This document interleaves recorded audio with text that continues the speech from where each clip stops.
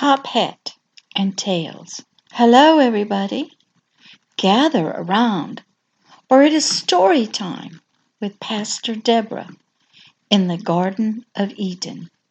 Hi there. Oh, you two are the new ones from out of the war, from the refugee camps. Yes, I know.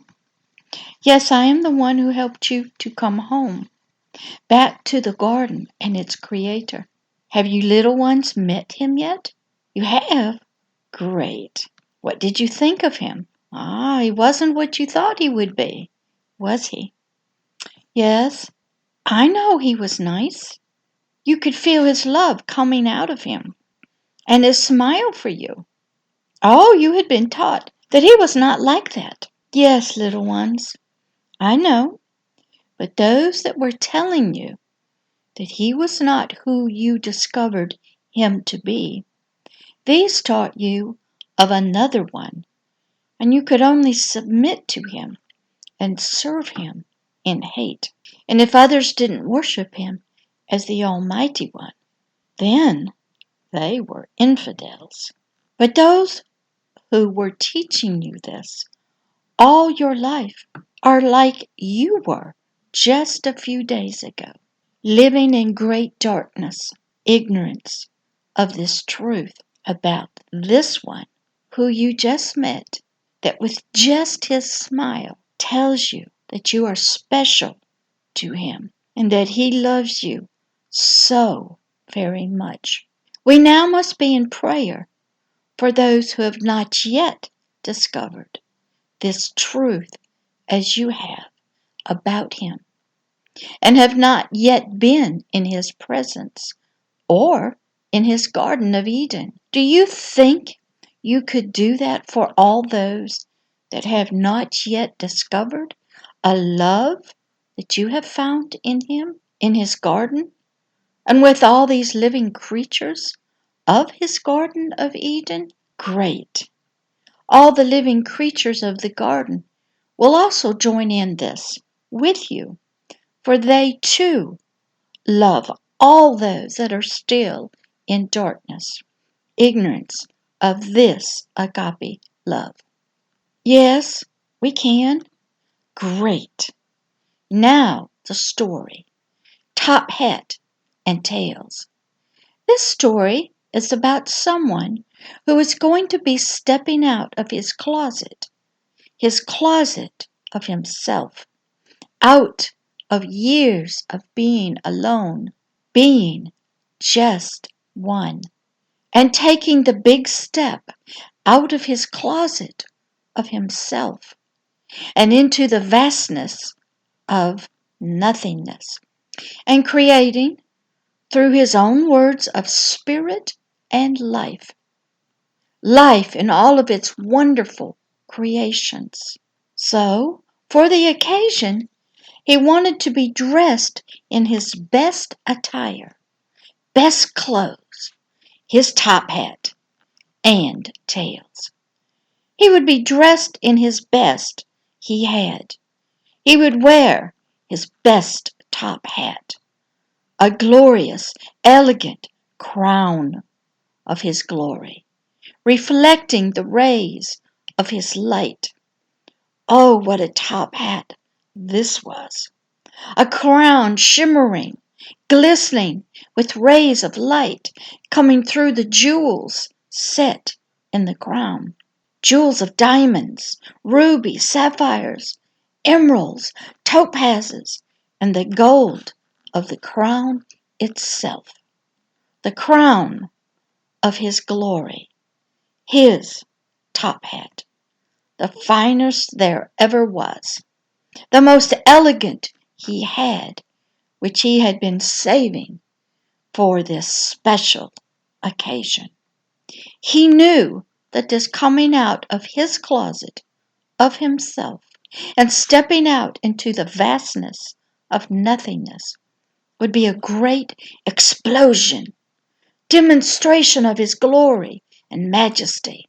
So he knew he had to be dressed in his most formal clothes, his most glorious top hat and tails, robe of light, his top hat and his tails, his most formal tuxedo he had. His formal clothes would be his symbol of this great significance, and he had to be dressed in all his best he had, in all his glory and majesty. He knew that what was about to happen would define him as a mighty king, a king with all creative power and authority over all life, his creations of his own life, through his words of spirit. So he would put on his best top hat, his best crown, his best royal crown of his glory and majesty. His crown, his top hat, symbolized and reflected his great position as king and ruler over all he was going to create, bring out of himself. The one would put on, wear his formal royal crown, his top hat of his elegance, his symbol of a gentleman, of his knowledge and wisdom, of his royal birth, and of his knowledge of how important appearances are to others.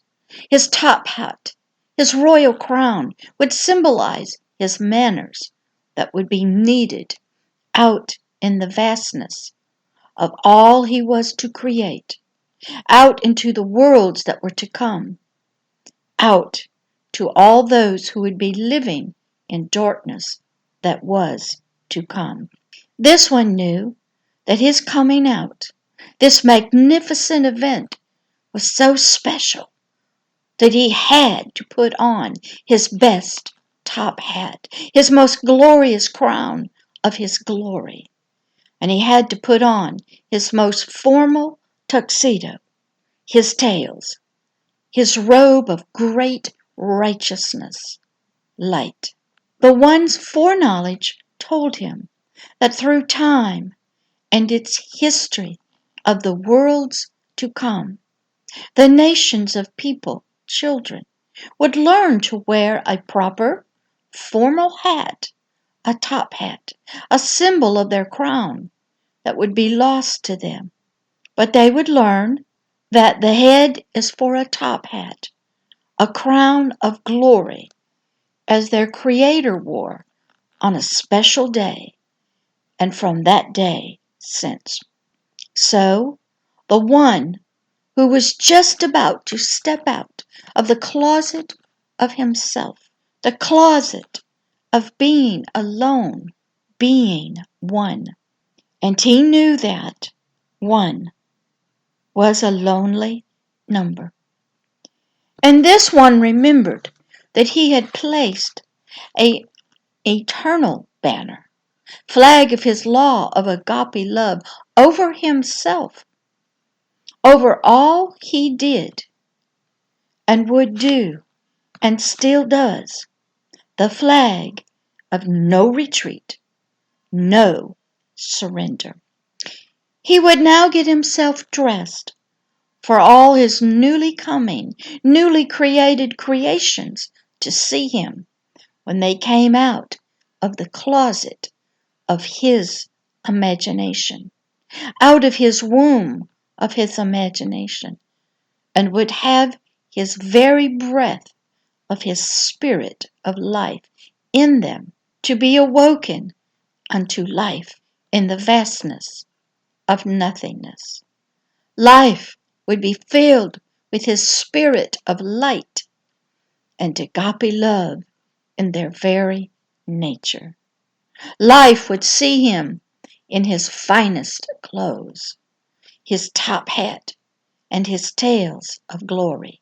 The one knew that the first thing his precious creations would see after their birth from his own womb of life would be him looking over them, looking into their eyes, and telling them he loves them so very much, and that he is their source of spirit and life. They would see him in his top hat, his glorious crown, and his formal tuxedo, his robe of righteousness, and his train would fill the vastness of nothingness for all creation to see and be at rest, for he was there always and forever.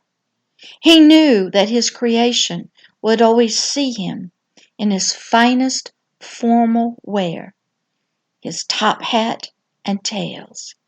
He would always be seen in his finest of clothes, for his creation to always be at their finest, his crown and his robe of righteousness would forever speak, communicate his great distinction, his formal nature of his powerful identity as a king of great and mighty power, one with all authority and dominion over all of creation.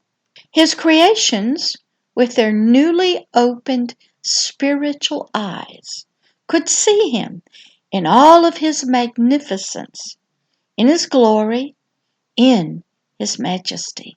They would see him in his top hat, wearing his finest tuxedo. He was not going to be invisible and unknown to his own imaginations any longer. He would be seen now as he sat on his throne of glory, and as they would also find him as he sat on the high seat of justice of the courtroom of the universe, over all to judge and rule from his law of agape love.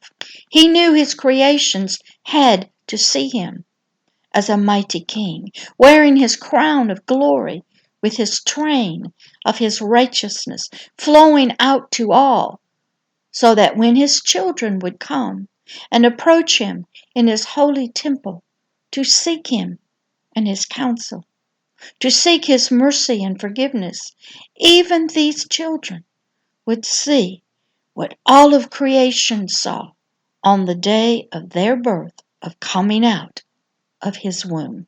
So he got dressed for this special event that would change his eternal life forever and all of the vastness of nothingness.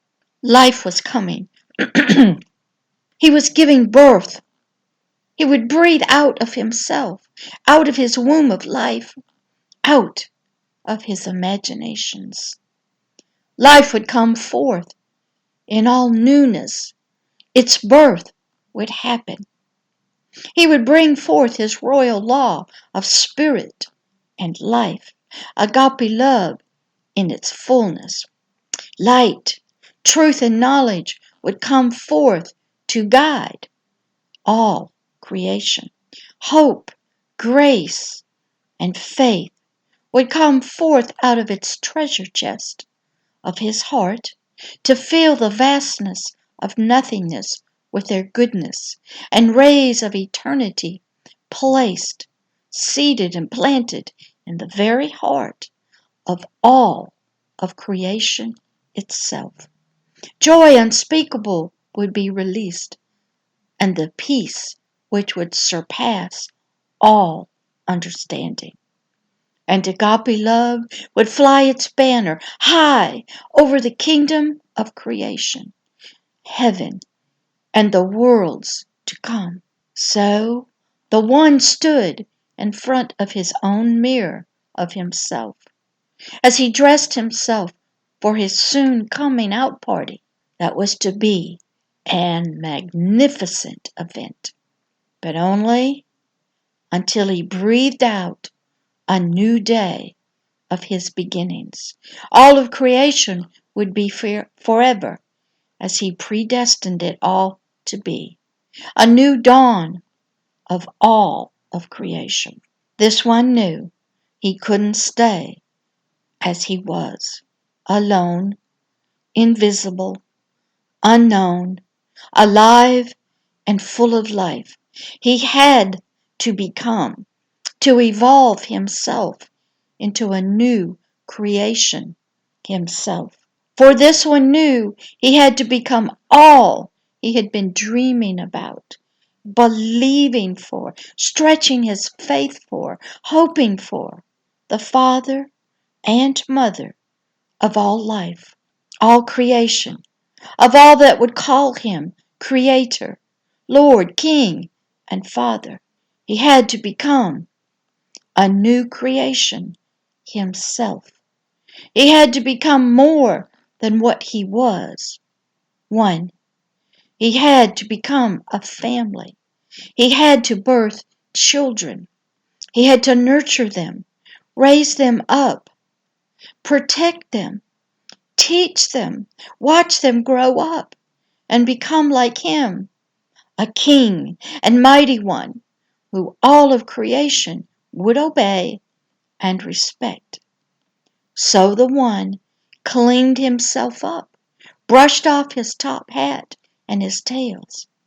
He was singing to himself as he was meditating on what was to come next. He was to become the glorious one he had always dreamed he could be, knew he always was, the Creator. But what he desired all creation to see him as he had always been, a mighty king, crowned with the finest top hat, crown he had, and wearing the most radiant and glorious clothes of light. His creation's first sight, first imprint, first impression of him would be beyond all words.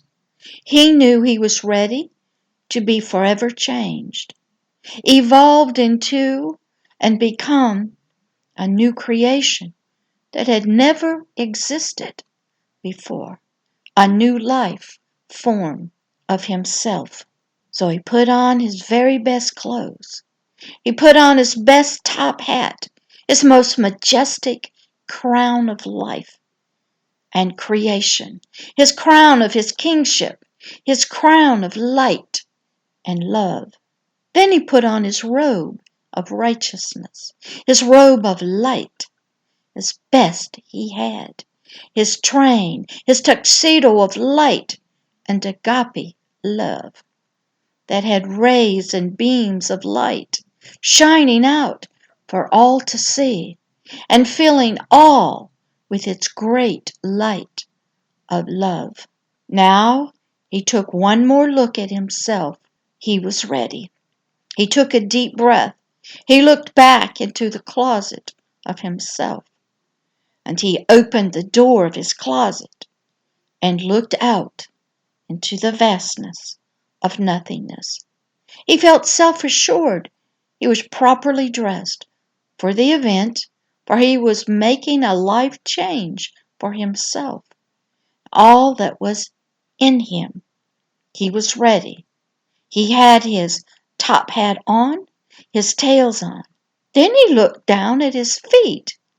No shoes. He was not ready. Yet he had to have shoes.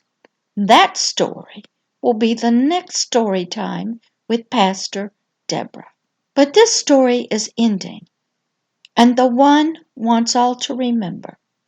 When you have decided to make a life change, the change first starts inside one's own closet of himself first. Then one must get properly dressed from head to toe. So today, remember always, put on your top hat and your tuxedo, your tails. Then don't forget to look at your feet to see what kind of shoes you must wear to go out into the newness that is coming, because everyone will be looking at you.